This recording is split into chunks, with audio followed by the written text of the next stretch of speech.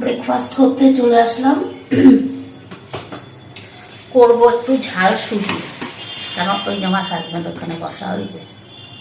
এত ঠান্ডা লেগেছে না, কিছু ভালো লাগছে না। তার যদি দেখি এটা দিয়ে যদি ভালো লাগে, কিছুই দেবো না, শুধু একটু বাদাম দিয়ে করবো, কেন আলুটা তো দেবো না, আর গাজর এসব নেই ঘরে। আর একটু বাটার দিয়ে ভাজবো।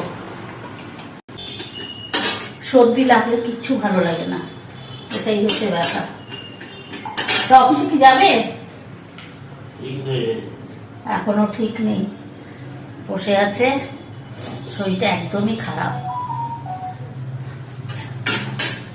কারণ যদি অফিসে যায়, দেরি আছে আজকের অফিস দেরিতে, সেই বুঝে তাহলে রান্না করব। এর জন্য এখন রান্না করবো না, এর জন্য ব্রেকফাস্টটা করতে চলে আসলাম।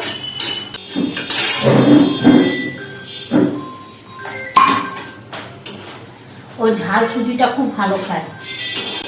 এই যে আমার ব্রেকফাস্ট ডান, এখন দিয়ে দেবো। এটা যত শুকাবে তত ঝরঝরে হয়ে যাবে।